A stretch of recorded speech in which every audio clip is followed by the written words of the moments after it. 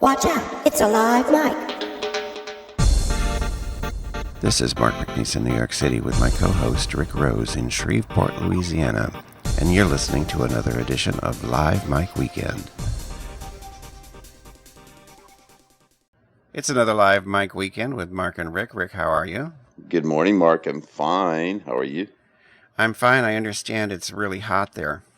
Yes, I'm in Shreveport, Louisiana. It's about 105 degrees, and I think we got at least another week of it. I remember about 3 years back, it was 100 degrees for 60 days straight. No lie.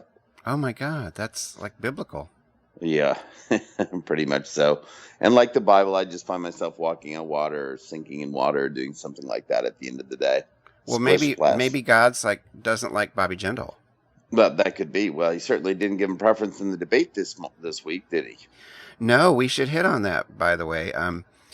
And just quickly, I got a new chair. We talked about that in the green room. I got a brand new chair. There's nothing like getting a new chair, especially if you're a writer. If you spend a lot of time at your desk, talking to your BFF in Shreveport and that kind of stuff, anything. It's really nice to have just a fabulous new chair. So I'm very excited about that. I just say sit on it, Mark. Sit on it. Yes, I do. And then I put a blanket on it so the cat scratches don't get on it. To the nice. That's a good idea too. You got to preserve that chair. So how old was your old chair? I know it sounds like stupid chit chat. It was only maybe 3 or 4 years, but it was falling up. The back broke. The support broke on the back, so I could sit here, but the back was almost perpendicular, almost parallel or whatever, perpendicular. Yeah, it's like a dentist chair when it becomes like that. I don't know. They don't make things like they used to. I was talking to a friend about that the other day. So, no, they certainly don't. They don't make people like they used to either. They sure don't. Like Donald Trump, one of a kind, boy. One of a kind, and just a sad commentary on. I mean, I have all kinds of theories. I think, human beings, we used to go to executions with picnic baskets, and we take the kids and watch people get hung and quartered and all this stuff. And then we had the gladiators. I think that impulse will always be part of human beings. And to me, there's a certain element of that in people applauding this man who is true. I think he had a really fucked up childhood. I thought about that yesterday. Like, what happened to him as a child that he would grow up to be so cruel? His comment about Rosie O'Donnell, which was applauded by these people who would take their little kids to see people hung, was appalling. I mean, it was appalling. And her response was just one tweet. She said, "Try explaining that to your kids." Yeah, I know. It was nasty. And he says, are we over? Okay. No, he says all kinds of nasty shit, and then people applaud it. They think, I don't know, it's fucked up. And it says a lot about how many really ill people are on the planet and in this country. Well, there were 10 of them on stage that night. I agree. The thing that I found interesting, of course, it was 10 gentlemen debating the rights of women, all of whom, first of all, there's transphobia abundantly when Huckabee made that statement about transgender troops in the military, saying the military is not a social experiment. It's, purpose is to kill people and break things. Well, then they're debating, abortion, where every one of them is siding with the fetus, not the rights of a woman. I just didn't get that at all. No, and it just popped into my head. I didn't hear the Huckabee comment, but I got news for everybody. Being transgender is not a social experiment. It's not a fucking social experiment. Simple as that. Yeah. So get past that crap. And we watched it, and then I ended up actually had to go in the living room. I had to get away because it was hurting my head. I came in the room. Are we moving on? Yeah, let's move on. I want to move on to transgender. This was a big week in sexual discussion. I'm Kate. Now, have you watched it at all? Last week, I think we talked a little bit about Caitlyn Jenner's new TV series. I'm not going to watch it. I don't know if I'm in the minority in the queer community or not, but I'm not interested. I don't like the Caitlyn Jenner phenomenon, and I've said it and written about it, blogged about it. It's not that I don't like Caitlyn Jenner. I don't know her. I have no reason to like or dislike her, but I don't like the phenomenon. I'm not going to watch her show. And one thing I know this will be part of the discussion, but I also want to talk about the fact that she's getting a pass when she comes out as a Republican. I read that she made comments on the second episode about, people on public assistance, and we're giving her a fucking pass, and they wouldn't do it to anybody. They certainly wouldn't do it to a gay white man or a hotelier. because they ravaged these two guys who these hoteliers who had Ted Cruz in their house. So I want to talk about that. It really bothers me. It's like, no, I mean, we can't have these kind of double standards. Yeah, we can't just be gentle for that purpose. Well, I was going to comment. I want to get back to that. My comment was the tease for the show this year is where they're really talking about her sexual attraction. Is she meant to be with men or women? You and I, over the years of doing our other shows, our other podcasts, have interviewed a lot of transgender people and have talked to them about, how the sexual attraction thing plays out and if they prefer men or women. It's so complex. But I was impressed with, and here I guess I'm being a little, what's the word I'm looking for? Pandering. What's the word? Pandering, I guess. Yeah, to her, because I'm like, oh, I'm so proud she said the right thing. I mean, basically she said she has bigger things than an orgasm to worry about. She says, I have bigger things to worry about than orgasm, and went on to say, I've only been with women. She was with Kris Jenner, and before that, 2 other marriages. And she said, there's 2 different things here. Sexuality is who you personally are attracted to and who turns you on. But gender identity has to do with who you are as a person, your soul, and who you identify with inside. So I don't know. It is what it is. But I was like, well, finally they're saying the right thing. But there is no right or wrong. But I agree with you. I don't get why she should get a free pass when she should be, she's a conservative that I'm not interested in her comments. So there. Right. And then she's also, well, just let's not keep on her because she's privileged. She's, what I mean? There were a lot of people who, when this whole thing came out, when it was perfectly timed, to start suddenly be Kate instead of Bruce, because she was calling herself Bruce and using the pronoun he, strangely, until the Vanity Fair cover. And it's like, it all just seems so calculated to me that it bugged me. I didn't like it. No, and where I was going with that was really not so much her, but sexuality talk. That was one piece in the media. And then this week, Kevin Bacon's super serious PSA came out called #FreeTheBacon. Have you seen that? No, I didn't. It's really interesting. He's saying, hey, we got to have some male rights here.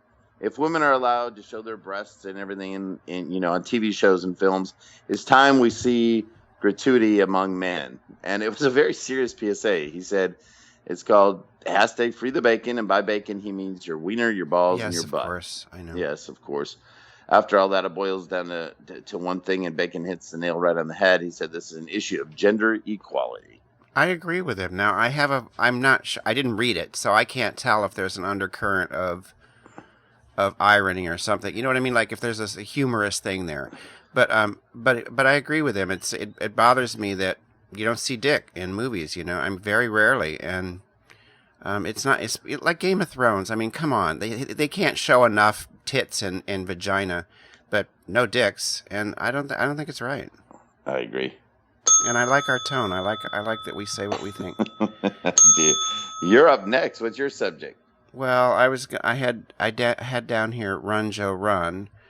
But I don't know. The debates happened. That was a big deal. So that kind of pushed into the thing, but I don't think Joe Biden is going to run. I don't know. For some reason I wanted to talk about it and now I don't. So. Well, no, but a comment there. I did read this week that they said that there was and it seemed like from quite credible sources that he almost actually resigned as vice president when his son took ill and deceased this year. So I don't know. I don't see it. I don't see it happening. No, and I read that there are people who close to him, family and that sort of thing, who think it could really damage his legacy.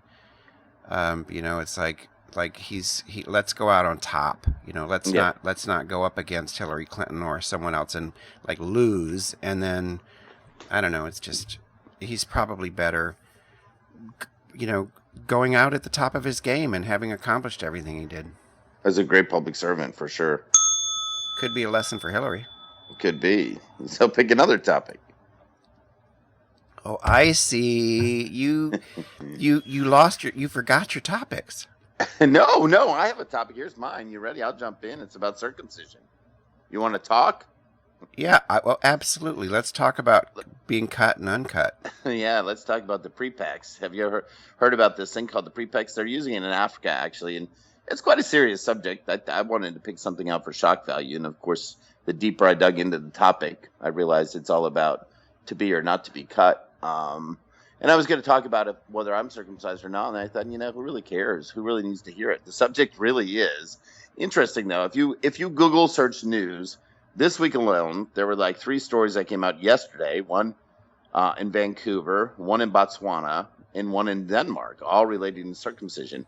It's one of those topics like we talked about earlier. We don't see enough bacon on television and films, but we don't talk about circumcision as much as when it comes out maybe once in a while on a TV talk show where you have a group of usually women debating men about the value of it. But there is a value, so it's a serious subject. A lot of people, historically in the United States in 1920, I think only about 20% of men were circumcised. And then it went up to about 80% of males I think it was around the 60s or so. And then it dropped back down to around 58%. So the debate is this, Mark. Do you circumcise because of health reasons? And, transmission of HIV is a big factor over in Africa. And that's why they're using this tool called the prepex, where men can actually use it, clamp their skin. It dries up or loses circulation. And then they go to a local, doesn't have to even be a doctor, but a local person that just cuts it off, because then it's not as difficult of surgery. Or do you leave someone uncircumcised and let them teach them to clean it? But also, I find this interesting. In one of the debates, it's less about, a lot is about, is it a violent thing to do a kid? Is that why men are more, violent as they grow older, or more, apt to be angry? I've heard that argument. But the argument I find interesting is they say that uncircumcised gentlemen will carry on their genes.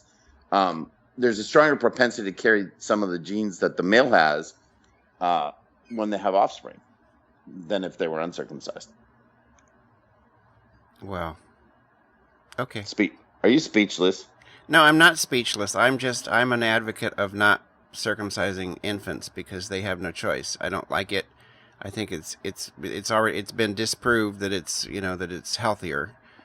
You know what I mean? I don't know why people circumcise. And like you pointed out that now it's up to 80% in the U.S. and it used to be 20%. And part of it is because sometimes they don't want their son to feel weird in the shower in the gym. So let's cut off his foreskin, and then you have the religious argument, which I totally reject. I'm sorry, I reject it. I completely reject that. So I'm opposed to circumcision. I know that there are reasons in Africa and HIV transmission and all this shit, but in terms of Americans, privileged white Americans taking their little babies to get their foreskins cut off at 8 days, I think it's appalling and horrible. Well, and you should see it. I was reading a little deeper. It says Medicaid spends $198 million each year on routine infant circumcision. Oh my God, that's insane. Why aren't the Republicans, why didn't they talk about that on Thursday? I'm serious. Why didn't Megyn Kelly ask them, where do you stand on this? Yeah, she was a ringleader anyway, but 33 states still pay for it through Medicaid, $198 million. And private insurance programs are reimbursing an additional $677 million.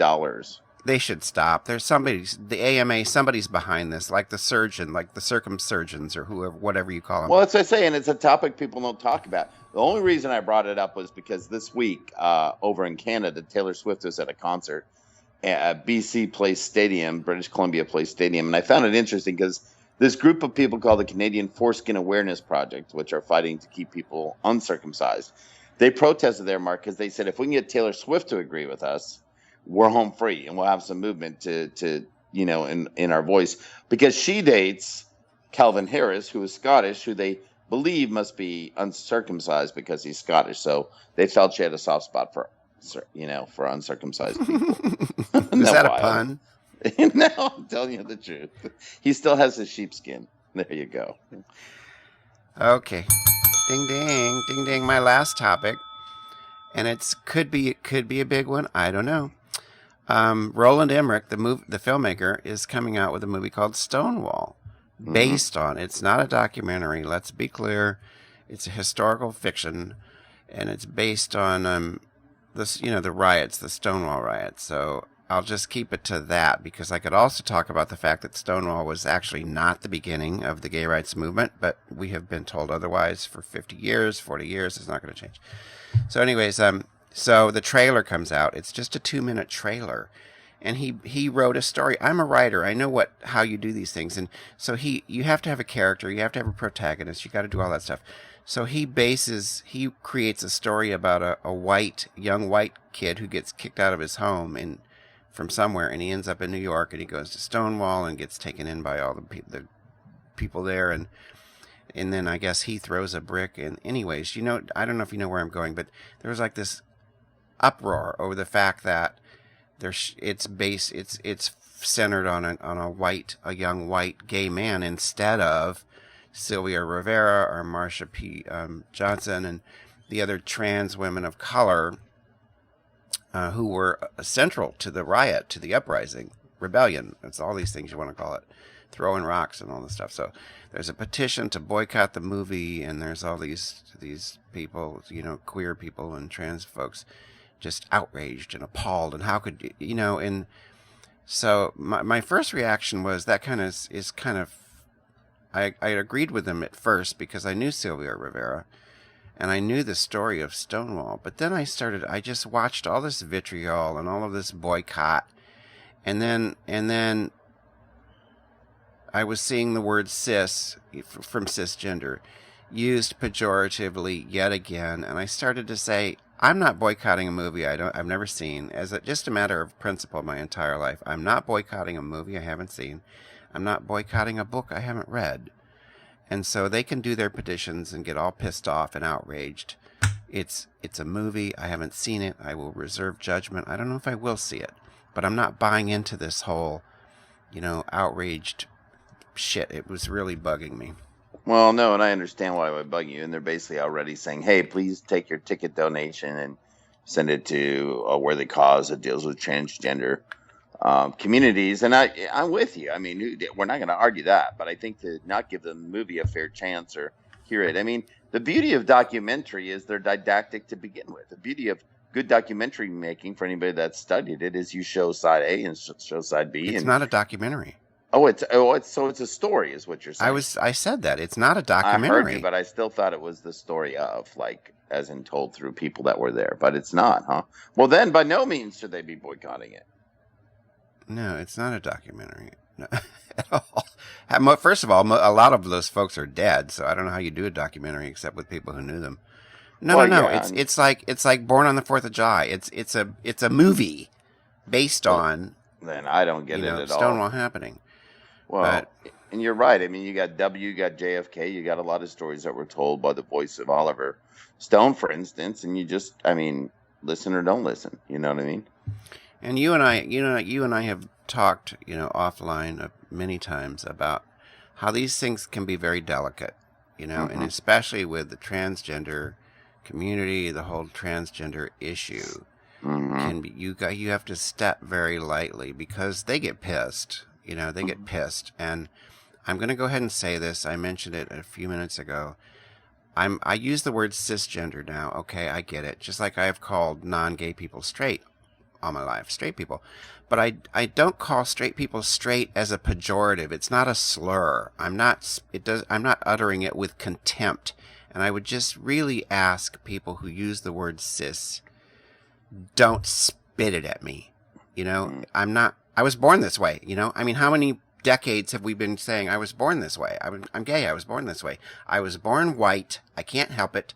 I was born cisgender. I can't help it. So don't spit this shit at me because you don't make any friends that way. I'm telling you. No, I agree. And, for years I was called a gay person. Well, I'm just a person, I totally hear you. And I don't know why. It's not all in the community, but why that term was, kind of brought out and used for the reason you're saying, almost as a way to separate the communities and to say, hey, we've had a fight, but cisgenders haven't had a fight, because it's not true. There's race issues, there's gender issues, there's socioeconomic issues that we all face, no matter if we're cisgender or transgender, correct? Right, and it should be a neutral term. Transgender is a neutral term. It can be political, it's used politically, but transgender, it's almost a clinical neutral term, and so should be cisgender. I'm cool with being cisgender, that's fine. But when they start doing, you can just feel the contempt in the way that it's written and spoken sometimes, and please rethink it, folks, please. Happy birthday to Lucille Ball. That's my final subject. I just had to bring her up because she's someone that for years has made me smile. Her birthday was August 6th. She would have been 104 years old, Mark. Amazing. And Big still Lucy funny. You know she'd still be funny. She would still be funny, although they did say, I was reading some facts about her, and they said as a teenager, she actually enrolled in New York City's drama school, and the school sent her mother a letter saying she was too shy and reticent to be a successful student. Boy, did they get that wrong. She kicked their asses, man. She would. The other thing I love is, now, do you think Lucille Ball was her birth name, or do you think that was her stage name? You know how people pick stage names all the time. I think it was her birth name. It was, but for a period of time when she started her career as a model, because she was quite beautiful and, remained beautiful through the years.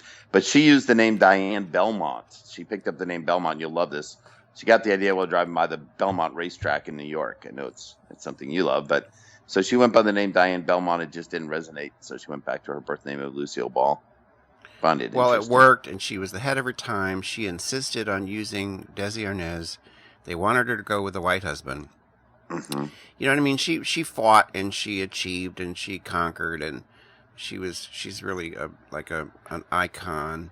Yeah, and if you think about it, I mean, back then when we talk about words like cisgender, whatever, they wouldn't even let her. She was in the forefront. She was the first person to be specked in a baby on TV, as you know. And actually, I didn't realize that she gave birth to little Ricky on TV the same day that she actually delivered her child, Desi Jr., in a C-section birth. Wow. And then also my final thing with Lucy, because I remember when she died, Mm-hmm. but she, I just lost my train of thought. See, let's see, Desi, baby Lucy, she did something. She was amazing. In the forefront I was of going her. to say something. You know, remember? Well, I'll say one more thing because maybe some will come up. Oh, homosexuals. She said she was pro-gay. She said, the homosexuals she knew were some of the nicest people in the world. So. Yeah, she never had an unkind thing. And her hair color was golden apricot, if anyone wonders. It wasn't just red. Her hairstylist came out and said it was actually a golden apricot. But she used a henna rinse, which they've kept under lock and key all of her life. So there you go. Here's to a redhead that we all loved and who loved the queers and the sisses and the transgender. And well, by the way, now that sis is out there, can we reclaim sissy? I love that. Oh my God, I am such a sissy. I'm a total with sissy. CISSY. Absolutely. So I'm gonna maybe I'll put that in the okay. Put it wherever you want to put it. Oh yes, on my new chair. But listen, folks, dig the new intro, the new Live Mic Weekend with Mark and Rick intro, which I think is very snappy. And this has been a good show, Rick. This is we're on our game here, so let's just. Yes, Lucy. Ricky says, "Have a good day, Lucy." You got some splaining to do. You do. All right. Have a good day, everybody. Bye.